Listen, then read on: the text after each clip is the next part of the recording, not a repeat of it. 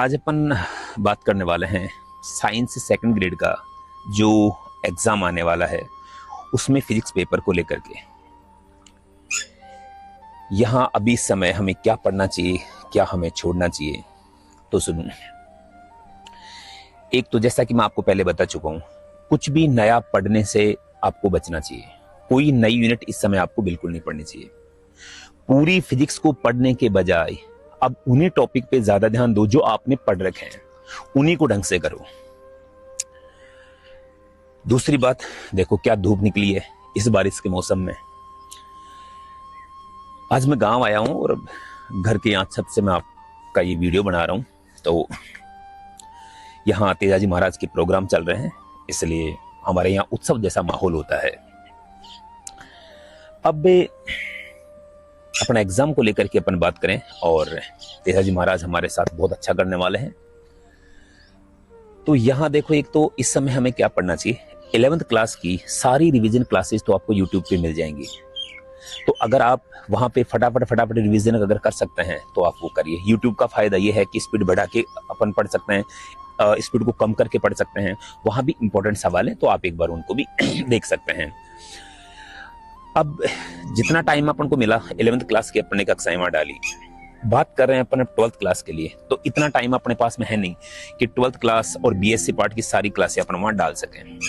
हाँ, लेकिन अपन कोशिश ये कर सकते हैं कि जो इंपॉर्टेंट टॉपिक हैं उन पे अपन ध्यान दें, फोकस करें।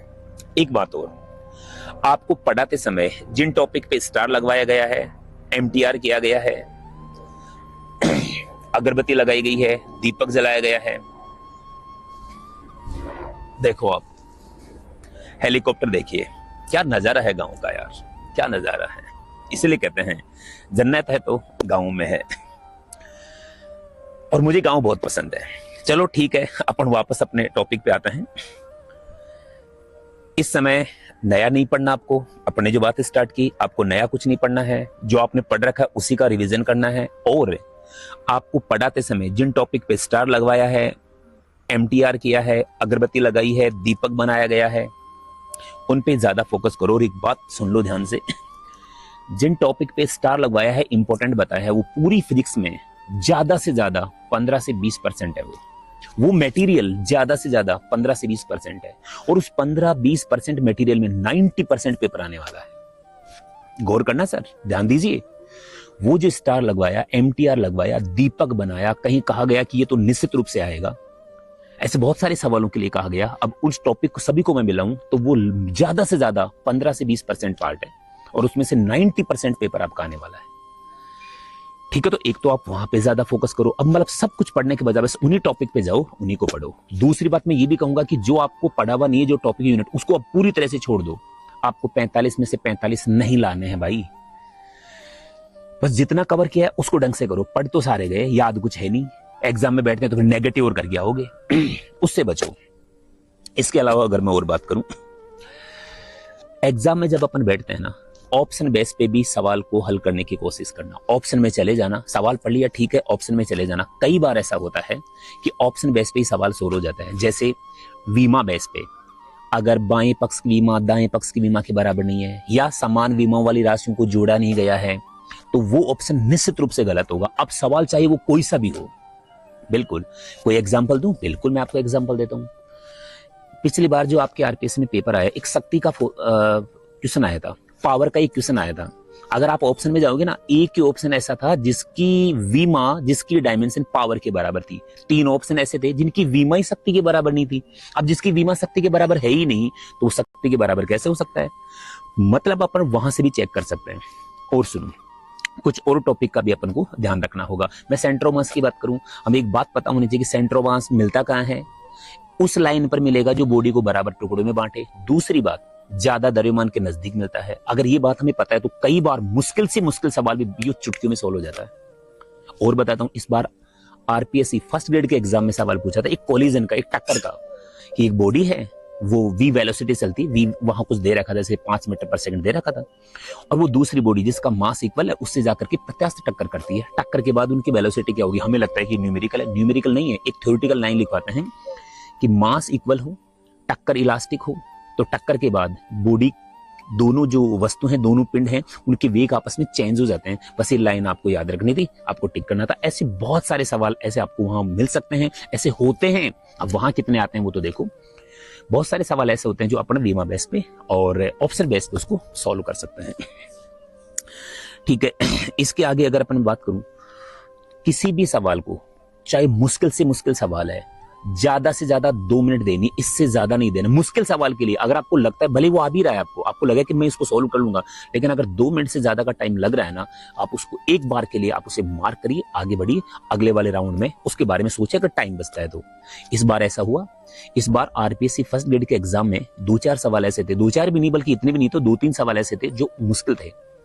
जो स्टूडेंट उन सवालों को पढ़ते ही आगे बढ़ गया, उन्होंने अच्छा स्कोर किया वो सिलेक्शन के दायरे में, और जो उन्हीं में उलझ के रह गए वो सिलेक्शन से बाहर हो गए। तो टाइम का भी आपको बहुत ध्यान रखना है। तो ऐसे बहुत सारी बातें हैं। और वैसे आप एग्जाम के बारे में मैं आपको ज्यादा बताऊं तो ये कोई मतलब मैं समझता हूं कि आज इस लेवल पे आप खुद भी हो कि आपको पता है, आपने इतने सारे टेस्ट वगैरह दिए होंगे, तो आपको पता है कि पेपर को कैसे मैनेज करना है।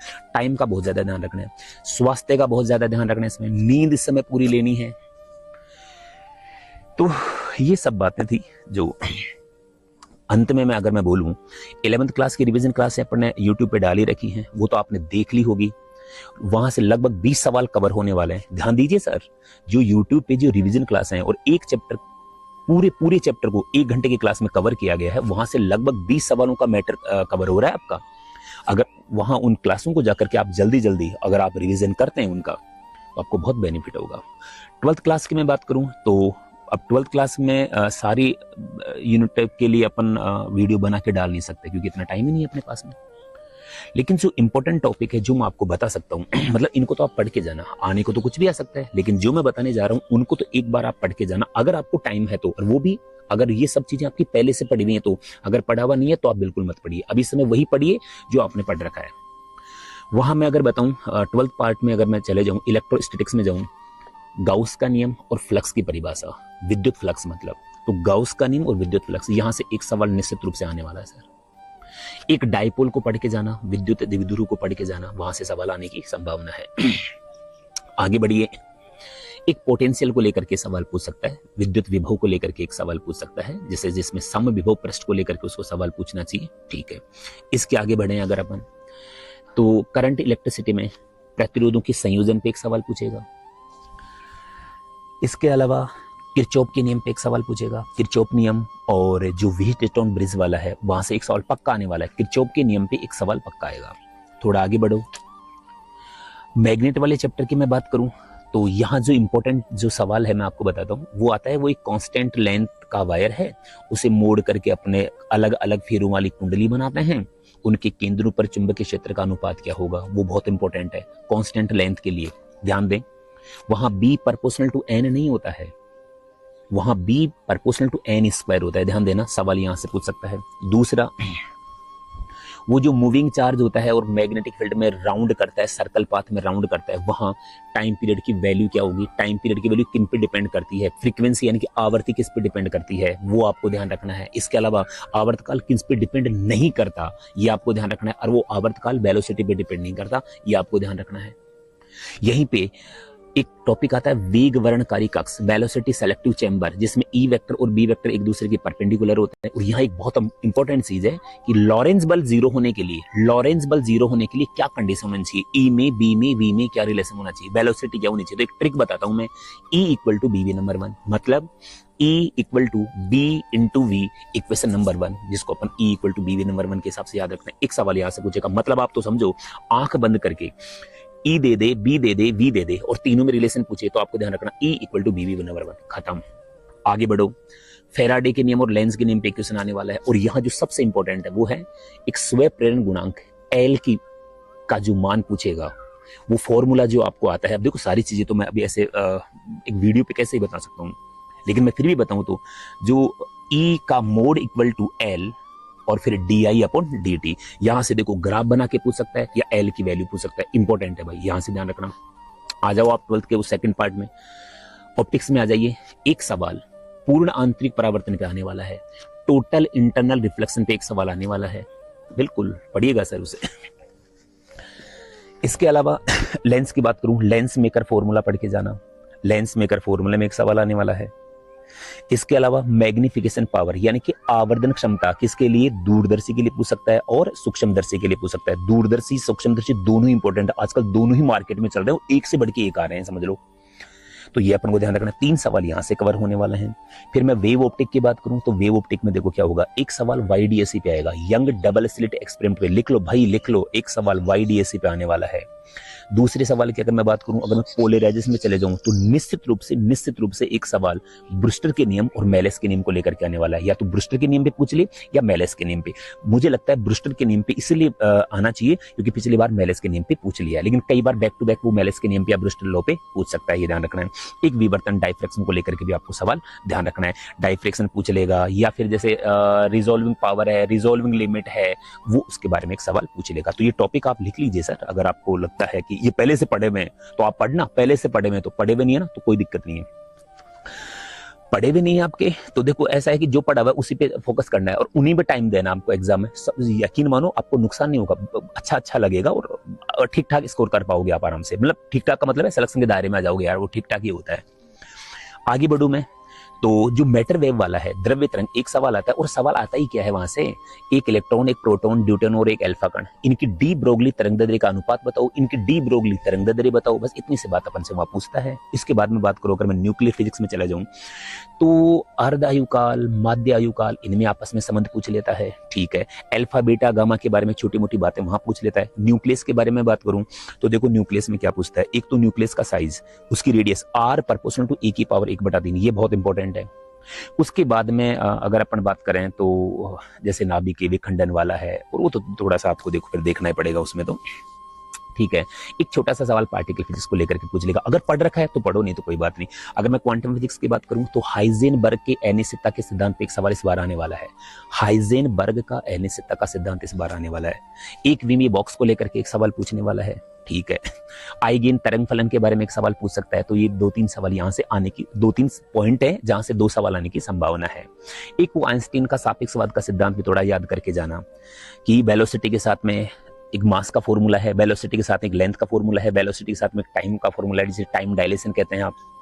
तो उनमें वेलोसिटी इंक्रीज होने पर जैसे मास इंक्रीज होता है, लेंथ डिक्रीज होती है और जो टाइम है वो इंक्रीज होता है। तो ये सारी बातें आपको क्या करना है, ध्यान रखना होगा, ठीक है।